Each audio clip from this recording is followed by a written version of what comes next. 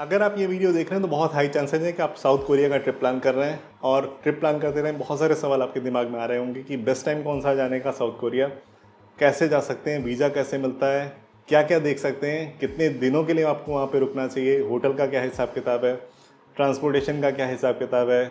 ऐसे और बहुत सारे सवालों का जवाब मिलेगा आपको इस वीडियो में और साथ ही साथ मैं आपसे शेयर करूँगा कुछ practical and money saving tips.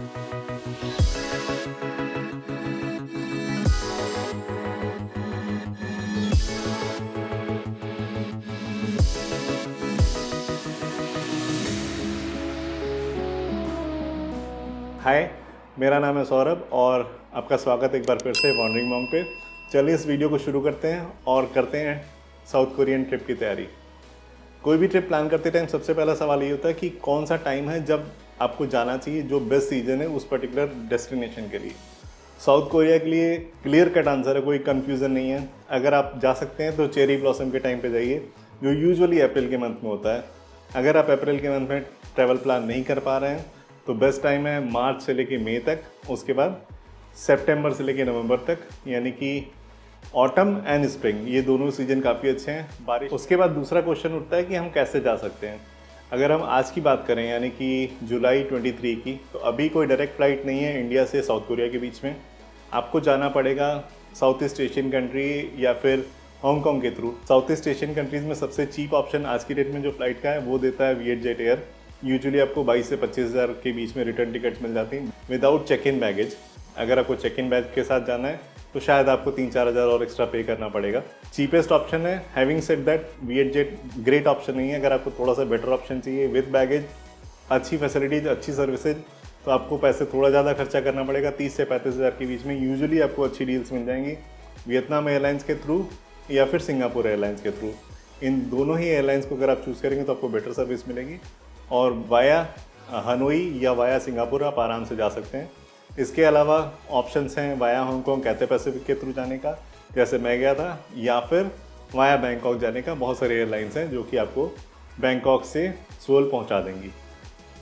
उसके बाद नेक्स्ट जो टॉपिक है वो ये होता है कि आपको डिसाइड करना होता है कि कितने दिनों के लिए आपको रुकना चाहिए।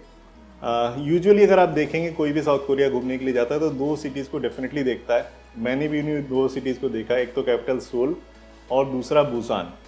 सोल और बुसान देखने के लिए मैंने अपने रखे थे 5 दिन, जो कि मुझे डेफिनेटली काफ़ी कम लगे। इसलिए मैं इस पर्टिकुलर वीडियो के लिए जो आइटनरी आपको बताने वाला हूँ वो होंगी 7 दिनों के लिए, जिसमें 4 दिन आपको मिलेंगे सोल में और लगभग 2.5 से 3 दिन बुसान में। इसके बाद हम लोग बात करते हैं वीज़ा की, जो कि काफ़ी इंपॉर्टेंट टॉपिक है। वीज़ा कैसे मिलता है? वीज़ा अप्लाई करना पड़ता है एम्बेसी या फिर कॉन्सुलेट के थ्रू। अलग अलग सिटीज़ में अलग अलग सिस्टम्स हैं। दिल्ली एंड कोलकाता में वीएफएस के थ्रू कर सकते हैं। मुंबई एंड चेन्नई में कुछ डेजिग्नेटेड ट्रैवल एजेंट्स हैं, उनके थ्रू कर सकते हैं। मैं मुंबई के बारे में बता सकता हूँ क्योंकि मुंबई से मैंने किया था। एक ट्रैवल एजेंसी हाना, उसके थ्रू मैंने ये अप्लाई किया था। उसकी डिटेल्स मैं डिस्क्रिप्शन में डाल दूँगा, वहाँ पर चेक कर लीजिएगा। क्या क्या डॉक्यूमेंट्स लगे थे का लिंक भी मैं डिस्क्रिप्शन में डाल रहा हूँ, वहाँ से आप जाके डिटेल में चेक कर सकते हैं। बेसिक में बता देता हूँ। आपको चाहिए होता है पासपोर्ट की कॉपी, आपको ओरिजिनल पासपोर्ट देना होता है, पासपोर्ट फ़ोटोग्राफ देने होते हैं। साथ ही साथ डॉक्यूमेंट में आपको देना पड़ता है आपकी itinerary along with the cover letter. उसके अलावा आपकी फ़्लाइट के प्रूफ्स। कई लोग डमी टिकट्स लगाते हैं, मैंने हालांकि फुली रिफंडेबल पेड टिकट्स लगाए थे। उसके बाद आपको दिखाना होता है आपका इनकम डॉक्यूमेंट्स। अगर आप किसी कंपनी में काम करते हैं तो वहाँ से आप लीव लेटर ले सकते हैं, साथ में आपको देना होता है अपॉइंटमेंट लेटर। 3 साल के आईटी कार्ड देने होते हैं और इनकम डॉक्यूमेंट में आपको देना पड़ता है आपके 6 महीने के सेविंग बैंक अकाउंट स्टेटमेंट। और अगर आप बिजनेसमैन या खुद का बिजनेस रन करते हैं तो आपको अपने सेविंग बैंक अकाउंट के साथ साथ देना पड़ता है अपनी कंपनी का GST certificate, certificate of incorporation और साथ ही साथ अपनी करंट अकाउंट की स्टेटमेंट। वीज़ा फीस के लिए आपको देना पड़ता है डिमांड ड्राफ्ट। लगभग 2800 या 2800 रुपये का डिमांड ड्राफ्ट लगता है पर पर्सन। सेविंग बैंक में कितना पैसा होना चाहिए, बहुत सारे सवाल पूछते हैं। जो मैंने गूगल किया था, जो मेरे एजेंट ने बताया था कि अगर आप 1 हफ्ते का ट्रिप प्लान करें तो लगभग आप ये समझ के चलिए कि आपके अकाउंट में पर पर्सन लाख रुपए के आसपास होना चाहिए सेविंग बैंक में दिखाने के लिए, ताकि स्मूथली आपका वीज़ा प्रोसेस हो सके। इसके बाद बात करते हैं, हमने फ़्लाइट ले ली, वीज़ा ले लिया और हम उड़ के पहुँच गए सोल। सोल के एयरपोर्ट पे आप पहुँचे, आपको सबसे पहले ज़रूरत पड़ेगी वहाँ की लोकल करेंसी की, जो कि है कोरियन वॉन। उसका जो आज की डेट में एक्सचेंज रेट है वो स्क्रीन पे लिख दूंगा मैं, वो आप देख लीजिएगा। मोटा मोटी आपके अंडरस्टैंडिंग के लिए बता देता हूँ, 1000 कोरियन वॉन होते हैं लगभग 60-62 रुपये। आप कैसे यूज़ कर सकते हैं कोरियन वॉन, मैं कैसे करता हूँ वो मैं आपको बताता हूँ। आप उसमें से जो भी ऑप्शन आपको बेस्ट लगे वो आप चूज़ कर सकते हैं। मैं हमेशा ही जो भी ट्रैवल प्लानिंग वाला वीडियो होता है सब में बताता हूँ कि मैं नियो का ग्लोबल कार्ड यूज़ करता हूँ। एंड ये जो भी मैं प्रोडक्ट या सर्विस यूज़ करता हूँ, अगर मैं बता रहा हूँ, वो स्पॉन्सर्ड नहीं होता है। मैं आपसे सिर्फ इसलिए शेयर कर रहा हूँ क्योंकि वो उसकी सर्विसेज या प्रोडक्ट मुझे पसंद है। अगर इन केस कभी स्पॉन्सर्ड होगा तो आपको कहीं ना कहीं ये यूट्यूब यहाँ पे पेड प्रमोशन लिखता है, वो मैं डेफिनेटली टैग कर दूंगा। तो नियो इस वीडियो को स्पॉन्सर नहीं करा, मैं नियो यूज़ करता हूँ, मुझे काफ़ी कन्वीनियंट लगता है, कोई भी मार्कअप चार्ज नहीं लगता है, और जो विड्रॉल चार्जेस लगते हैं वो भी 70-80% केसेज में वो सारे के सारे चार्जेस वापस आ जाते हैं मेरे अकाउंट में। साथ ही साथ मैं अपने साथ RBL का क्रेडिट कार्ड कैरी करता हूँ जिसमें 0 फॉरेक्स मार्कअप लगता है, कोई भी चार्ज नहीं लगता क्योंकि मैं उससे कैश नहीं विड्रॉ करता। RBL जैसे आज की डेट में काफ़ी सारे कार्ड्स आ गए हैं, ज़्यादातर जगह पे जहाँ भी पॉसिबल है मैं क्रेडिट कार्ड ही यूज़ करता हूँ। मैं अपने पास यूजुअली बैकअप के रूप में रखता हूँ 100 to 200 USD, और उसको मैं एक्सचेंज नहीं करता हूँ एयरपोर्ट पे। अगर एक्सचेंज करने की ज़रूरत हुई मैं हमेशा सिटी सेंटर में जाके किसी बैंक से या ज्वेलरी शॉप्स पे एक्सचेंज करता हूँ जहाँ पे बेस्ट रेट मिलने के चांसेज होते हैं। उसके बाद बात करते हैं सिम कार्ड की। ये ट्रिप मैं बता रहा हूँ लगभग 7-8 दिनों के लिए। अगर 7-8 दिनों के खर्चे की बात करें तो अगर आप वहाँ पे जाके सिम कार्ड खरीदेंगे, जो रेगुलर उस कंट्री का टूरिस्ट के लिए जो सिम कार्ड होता है लगभग 2000 से 2200 रुपये का पड़ता है।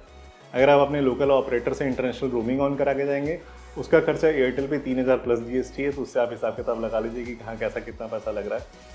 और जो सबसे सस्ता ऑप्शन है जो मैंने इस ट्रिप पे यूज़ किया था वो था एयरआलो का ई सिम।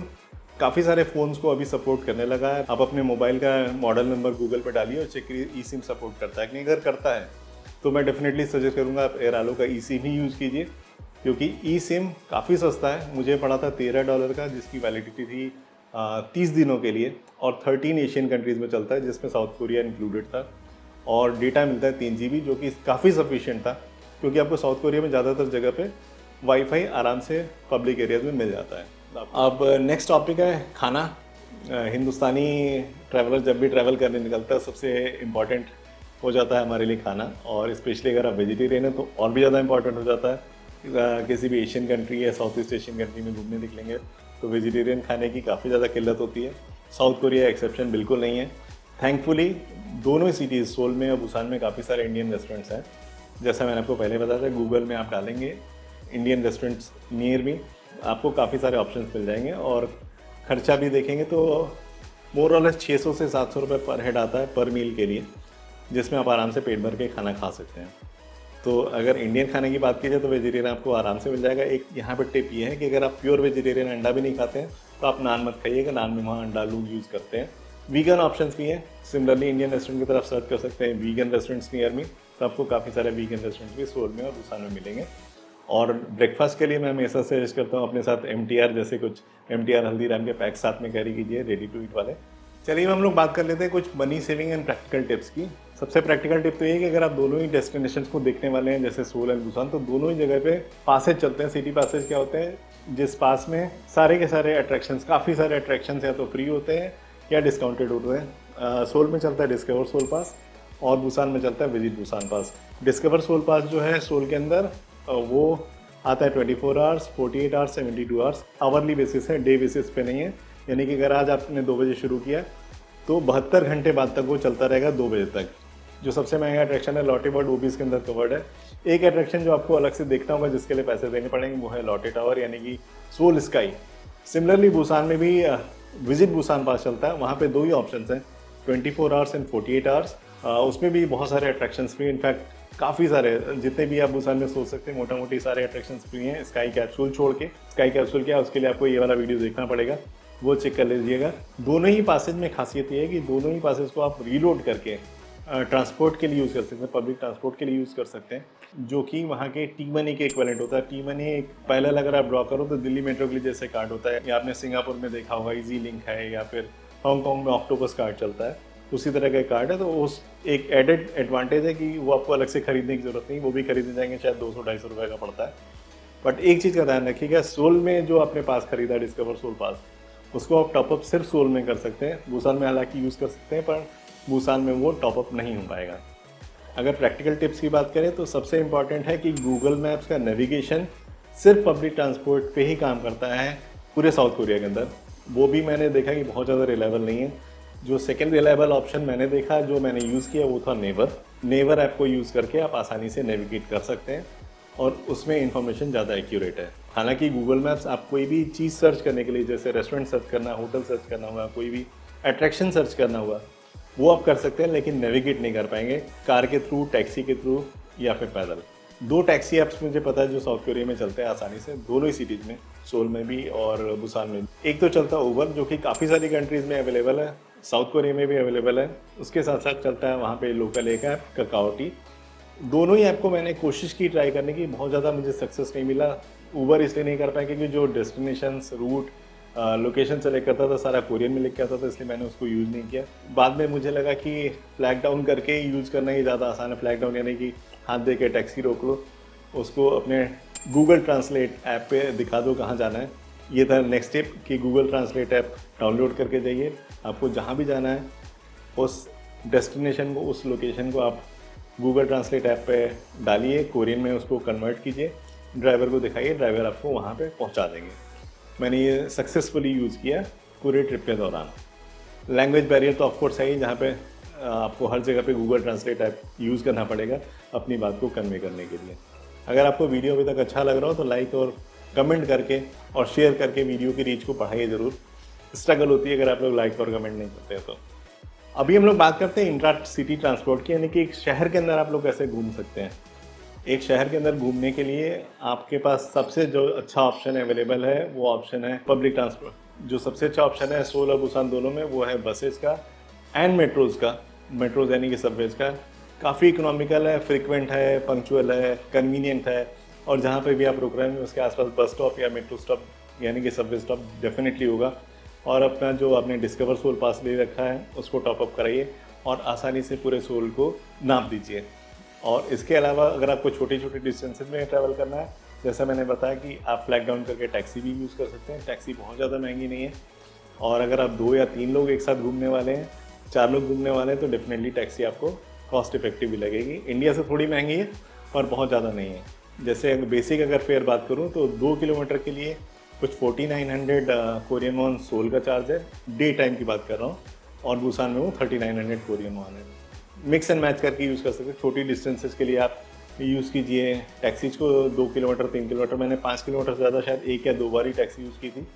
और अगर आपको लंबी डिस्टेंस से जानी है तो आप डेफिनेटली सबवे यूज़ कीजिए या बसेस को यूज़ कीजिए, आपके पैसे भी बचेंगे और काफ़ी कन्वीनियंटली आप एक जगह से दूसरी जगह पहुँच जाएंगे। और सोल का जो एयरपोर्ट है वो काफ़ी दूर है सिटी से, लगभग 50-60 किलोमीटर। तो मैं आपको बिल्कुल भी सजेस्ट नहीं करूँगा कि आप टैक्सी लेके सोल सिटी आइए या सोल सिटी से एयरपोर्ट जाइए। वहाँ से ट्रेन सबसे कन्वीनियंट ऑप्शन है। 400-500 रुपये की टिकट आती है ट्रेन की, जिससे आप आराम से सोल स्टेशन पहुँच सकते हैं। और लिमोजिन बसेज भी चलती हैं जो होटल्स पे ड्रॉप करती हैं। काफ़ी सारे डेजिग्नेटेड रूट्स हैं, उनके लिंक्स मैं डिस्क्रिप्शन में डाल दूँगा, वो आप चेक कर लीजिएगा डिटेल। एक्सप्रेस ट्रेन, एयरएक्स बोलते हैं, और जो लिमोजिन है, ये दोनों ही ट्रांसपोर्टेशन के मोड आपके डिस्कवर सोल पास में इंक्लूडेड है। उसके लिए भी आपको अलग से खर्चा करने की ज़रूरत नहीं है। अभी बात करते हैं एकोमोडेशन की। Accommodation south east Asian countries के मुकाबले मैं कहूँगा थोड़ा महंगा है, स्पेशली सोल में। बुसान में आपको गेस्ट हाउसेज 2000 के आसपास मिल जाएंगे, 2000 से 3000 के बीच में, जबकि सोल में आपको गेस्ट हाउसेज पड़ेंगे 2500 से ऊपर ही, और 3 और 4 स्टार होटल्स आपको 4000 से ऊपर पड़ेंगे सोल में। और बुसान में ये जो 3 और 4 स्टार होटल्स हैं आपको 3500 से ऊपर मिल जाएंगे। बुसान में आप किस एरिया में रुकेंगे ये डिपेंड करता है आपकी लॉजिस्टिक्स के ऊपर। मैंने चूज़ किया था बुसान स्टेशन के पास का एरिया, आप चाहें तो हुंडई बीच का एरिया भी सेलेक्ट कर सकते हैं, आपकी चॉइस के ऊपर डिपेंड करता है। लॉजिस्टिकली बुसान स्टेशन के पास अपना सेंसिबल है। सिमिलरली अगर आपको सोल में रुकना है तो सोल में मैं सजेस्ट करूँगा म्योंगडोंग एरिया के आसपास रुकिए, जहाँ से पूरी सिटी को एक्सप्लोर करना काफ़ी आसान होता है। जहाँ जहाँ मैं रुका था उन होटल्स के लिंक्स मैं डिस्क्रिप्शन में डाल दूँगा, वो चेक करिए। अगर आपको होटल अच्छे लगते हैं तो वो बुक कर सकते हैं। नेक्स्ट है इंटरसिटी ट्रांसपोर्ट। इंटरसिटी ट्रांसपोर्ट की आपको ज़रूरत पड़ेगी जब आप सोल से बुसान के बीच में ट्रैवल कर रहे होंगे। सबसे सस्ता ऑप्शन शायद आपको फ़्लाइट मिलेगा, पर फ्लाइट में सजेस्ट नहीं करूँगा क्योंकि सोल का एयरपोर्ट काफ़ी दूर है, आने जाने में आपको काफ़ी पैसा और टाइम खर्चा होने वाला है। सोल से बुसान के बीच में बुलेट ट्रेन से ट्रैवल कीजिए, 2.5 घंटे के आसपास की जर्नी है, 400-450 किलोमीटर की। टिकट खरीदने जाएंगे तो लगभग 4000 रुपये का पड़ता है एक आदमी का, एक साइड का। एक पास चलता है सोल के अंदर KTX का, जो कि लगभग पड़ेगा 7,200 का, अगर 2 या 2 से ज़्यादा लोग एक साथ ट्रैवल कर रहे हैं तो इन अ वे वो थोड़ा चीपर ऑप्शन है, उसमें आप कभी भी ट्रैवल कर सकते हैं, आपको सीट रिज़र्व करने की ज़रूरत नहीं, पर रिकमेंडेड होता है सीट रिज़र्व करना, कि आप पहले से सीट रिज़र्व कर लीजिए। ऑनलाइन भी रिजर्वेशन होता है, उसका लिंक मैं डाल दूँगा, वहाँ आप टिकट भी खरीद सकते हैं, सीट रिज़र्व भी कर सकते हैं अगर आपने पास खरीद रखा है। बट वीकेंड्स पे या किसी फेस्टिवल के टाइम पे जा रहे हैं तो आप सीट रिज़र्व करके जाइएगा, भले आपके पास वो वाला पास है।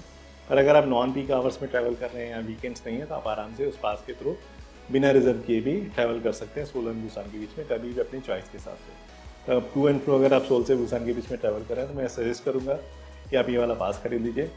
आप 2 दिन 10 दिनों के अंदर कभी भी यूज़ कर सकते हैं, वो 2 दिन कंसिक्यूटिव होने ज़रूरी नहीं है। तो ये था अभी तक का बेसिक जो एक प्लानिंग का रफ स्केच था। चलिए हम लोग बात कर लेते हैं आइटनरी की। आइटनरी जैसे मैंने आपको शुरू में ही बता दिया था कि टोटल ये आइटनरी होने वाली है 7 दिनों की, जिसमें आप लगभग 4 दिन बिताएंगे सोल में और 3 दिन बुसान में। मैंने ये माना है कि जिस दिन आप पहुंच रहे हैं, इतनी लंबी जर्नी है, अगर आप फ्लाइंग टाइम देखेंगे, जैसे मैं गया था तो लगभग 9-10 घंटे की तो फ्लाइंग टाइम था। तो 9-10 घंटे की फ्लाइंग टाइम के बाद आप काफ़ी थक चुके हो, तो जिस दिन आप पहुंचेंगे सोल में आप उस दिन कुछ नहीं कर पाएंगे, उसको मैं डे 0 मान रहा हूँ। डे 0 पे आप आराम कीजिए होटल में, और नेक्स्ट डे यानी कि डे 1 जो होगा उस दिन आप जाइए लॉटे वर्ल्ड एक्सप्लोर कीजिए। काफ़ी सारे राइड्स है, काफ़ी इंटरेस्टिंग है, मेरी एक्सपेक्टेशन से बहुत अच्छा था। लॉटे वर्ल्ड देखिए और साथ में उसके बगल में है लॉटे टावर। इन दोनों चीज़ों के लिए आप पूरा दिन डेडिकेट कीजिए। अगर आपका डे 1 वीकेंड पड़ रहा है तो आप वीकेंड अवॉइड कीजिए, उसको किसी और दिन एडजस्ट कीजिएगा। अगर वीकेंड नहीं है तो आप डे 1 पे ये दोनों एक्टिविटी कर सकते हैं। और डे 2 पे आप निकल जाइए स्टारफील्ड लाइब्रेरी की तरफ। स्टारफील्ड लाइब्रेरी काफ़ी फेमस है, आपने काफ़ी सारे इंस्टाग्राम की पिक्चर्स देखी होगी, वहाँ पे एक कोएक्स एक्वेरियम भी है। और ये एक्वेरियम पीछे लॉटे वर्ल्ड, ये सारी चीज़ें डिस्कवर सोल पास में इंक्लूडेड होती हैं। उसके अलावा आप वहाँ पे एक शॉपिंग स्ट्रीट है, होंगडे स्ट्रीट जा सकते हैं। प्लस एक क्रूज़ है, रिवर क्रूज़, हान रिवर क्रूज़। लेट इवनिंग में बानपो ब्रिज है, वहाँ पे एक शो होता है, लाइट एंड फाउंटेन शो, वो भी देख सकते हैं उस क्रूज़ के थ्रू। और एक बड़ा ही इंटरेस्टिंग सा इंडोर जू लगा मुझे, जुलंग जुलंग करके। अगर आप बच्चों के साथ ट्रैवल कर रहे हैं, अगर आप मन से बच्चे हैं तो जुलंग जुलंग भी आप सेकेंड डे पे एक्सप्लोर कर सकते हैं। डे 3 पे आप देख सकते हैं एक डोंगडेमन डिज़ाइन प्लाजा करके बड़ा इंटरेस्टिंग सा कन्वेंशन एंड एग्जीबिशन सेंटर है, वो देख सकते हैं। प्लस एक सिटी के अंदर एक नामसन टावर है, वो देख सकते हैं। नामसन टावर भी आपके सोल पास में इंक्लूडेड है, उससे आप ऊपर जाके सिटी के व्यूज़ देख सकते हैं। श्योन श्योन करके एक बड़ा ही इंटरेस्टिंग सी जगह है, आपको अभी इमेज दिख रही होगी आपके स्क्रीन पे, बहुत सुंदर जगह, वो देख सकते हैं। प्लस आपके पास दिन में टाइम बच रहा है तो म्योंगडोंग में शॉपिंग कर सकते हैं, काफ़ी बढ़िया इंटरेस्टिंग शॉपिंग डिस्ट्रिक्ट है, बहुत मज़ा आएगा आपको शॉपिंग करने में। डे 4 आप अपना डेडिकेट कर सकते हैं ट्रेडिशनल सोल में, जैसे एक बहुत ही फेमस है ग्यूगलुकुंग पैलेस, वो देख सकते हैं। उसके पास में एक हैनॉक विलेज, जिसका नाम रुकचॉन हैनॉक विलेज। फिर वहाँ पे जोगेसा टेम्पल है, इंसाडोंग मार्केट है, ये सारी चीज़ें आप देख सकते हैं। पूरा दिन भर यहाँ बिताने के बाद शाम को आप KTX पकड़ के जा सकते हैं बुसान, और बुसान में आराम से होटल में रिलैक्स कीजिए। बुसान में आप पहुँच गए, वहाँ पे आपका 5वां दिन होगा साउथ कोरिया के अंदर। आप जा सकते हैं हिडोंग यूमुंगसैक टेम्पल है, काफ़ी सुंदर जगह है, विजुअल्स अभी आप देख रहे होंगे स्क्रीन के ऊपर, वो देखिए, वापस आइए।